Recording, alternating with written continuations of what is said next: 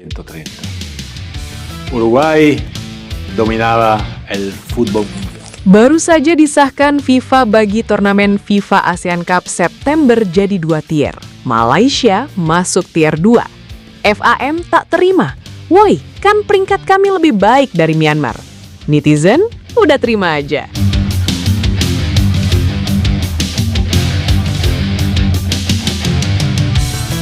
Kabar mengejutkan kembali datang dari dunia sepak bola Asia Tenggara.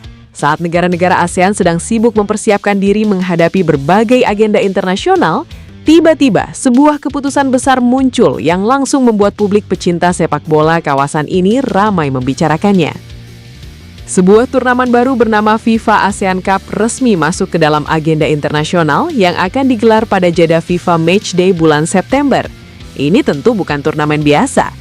Berbeda dengan kompetisi regional yang sering dianggap sebagai ajang pelengkap, keberadaan FIFA sebagai bagian dari kalender pertandingan membuat kompetisi ini memiliki gengsi yang jauh lebih tinggi. Dengan masuknya turnamen ini ke kalender FIFA, seluruh negara memiliki kesempatan untuk menurunkan pemain terbaiknya. Klub-klub juga harus melepas pemain karena pertandingan berlangsung di tanggal resmi internasional. Maka tidak mengherankan jika banyak pihak mulai menyebut FIFA ASEAN Cup sebagai era baru persaingan sepak bola Asia Tenggara. Namun, justru di awal kemunculannya, turnamen ini sudah menghadirkan kontroversi besar. FIFA membuat keputusan yang tidak biasa dengan membagi peserta ke dalam 2 tingkatan atau 2 tier berbeda.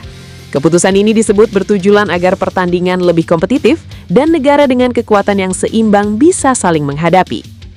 Untuk kasta tertinggi atau tier 1, terdapat 6 negara yang dianggap sebagai kekuatan utama Asia Tenggara saat ini. Mereka adalah Thailand, Vietnam, Indonesia, Filipina, Singapura, dan Myanmar.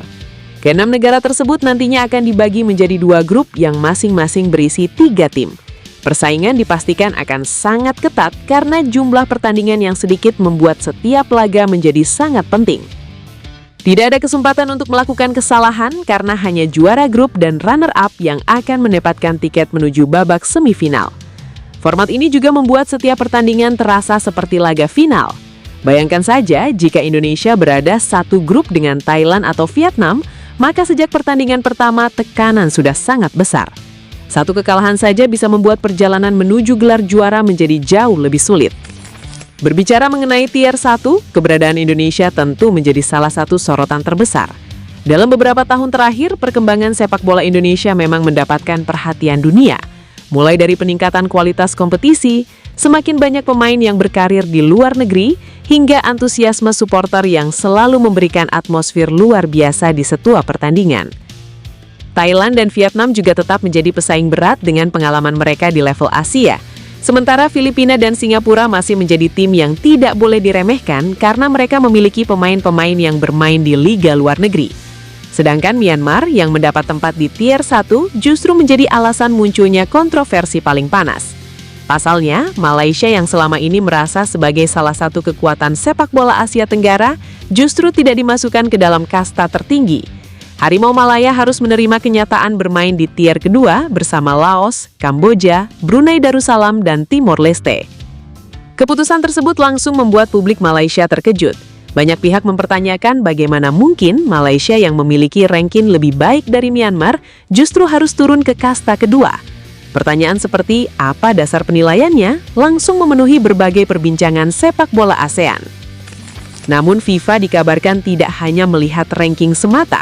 Ada banyak faktor yang menjadi pertimbangan, mulai dari keseimbangan kekuatan antar peserta, performa terbaru tim, hingga berbagai kontroversi yang sempat mengelilingi skuad Malaysia, terutama mengenai komposisi pemain mereka.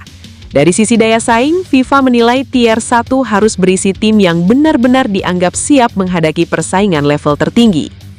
Tentu saja, keputusan ini menjadi pukulan besar bagi Federasi Sepak Bola Malaysia atau FAM. Mereka merasa bahwa pencapaian dan posisi ranking Malaysia seharusnya cukup untuk mendapatkan tempat di tier 1. Tidak tinggal diam, FAM dikabarkan akan mengajukan banding kepada FIFA. Mereka ingin meminta penjelasan lebih rinci mengenai alasan Malaysia ditempatkan di tier kedua. Menurut pandangan mereka, klasifikasi tersebut dianggap kurang sesuai jika hanya melihat posisi ranking dunia. Namun, di tengah protes yang muncul dari Malaysia, reaksi berbeda justru datang dari banyak netizen sepak bola ASEAN. Sebagian besar menanggapi dengan santai dan bahkan memberikan sindiran. Ada yang mengatakan, sudah terima saja dan buktikan di lapangan. Kalimat tersebut sebenarnya cukup masuk akal. Jika memang Malaysia merasa kualitas mereka lebih tinggi, maka kesempatan terbesar untuk membuktikannya adalah dengan menjadi penguasa tier kedua. Menang dengan meyakinkan, menunjukkan permainan terbaik, dan membungkam semua keraguan yang ada. Sementara drama mengenai Malaysia terus berjalan, Indonesia justru mendapat kabar yang sangat membanggakan. Lagi-lagi, Indonesia dipercaya menjadi tuan rumah utama turnamen ini.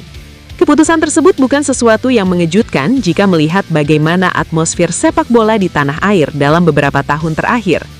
Stadion Gelora Bung Karno yang sering dipenuhi puluhan ribu pendukung menjadi salah satu contoh mengapa Indonesia selalu mendapatkan perhatian. Suara supporter, koreografi, serta semangat mendukung tim nasional membuat banyak pemain lawan mengakui bahwa bermain di Indonesia bukanlah hal yang mudah. Faktor inilah yang membuat FIFA kembali memberikan kepercayaan kepada Indonesia. Bukan hanya soal stadion yang megah, tetapi juga karena gairah sepak bola masyarakat Indonesia yang sangat besar. Menariknya, kabar mengenai penunjukan Indonesia sebagai tuan rumah disebut membuat Malaysia ikut tertarik menjadi penyelenggara. Mereka juga ingin mendapatkan kesempatan menjadi pusat perhatian Asia Tenggara. Namun, keinginan tersebut dikabarkan tidak mendapatkan persetujuan. FIFA tetap memilih Indonesia karena dianggap memiliki kesiapan yang lebih baik dari segi atmosfer pertandingan, dukungan penonton, hingga pengalaman menggelar laga internasional. Sekarang, semua keputusan sudah berada di tangan FIFA. Indonesia akan bersaing melawan negara-negara terbaik di tier 1 demi membuktikan siapa penguasa sejati sepak bola ASEAN. Thailand dan Vietnam tentu masih menjadi rival utama, sementara Filipina, Singapura, dan Myanmar siap memberikan kejutan. Di sisi lain, Malaysia menghadapi tantangan yang berbeda.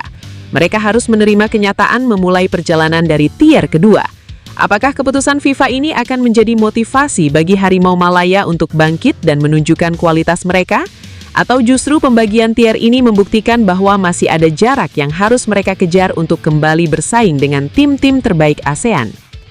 Satu hal yang pasti, lahirnya FIFA ASEAN Cup membuat persaingan sepak bola Asia Tenggara memasuki babak baru.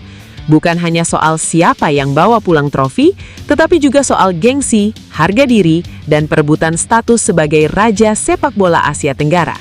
Dan dari semua cerita yang muncul menjelang turnamen dimulai, satu drama yang paling panas jelas datang dari Malaysia yang harus menerima kenyataan berada satu tingkat di bawah rival-rival besarnya.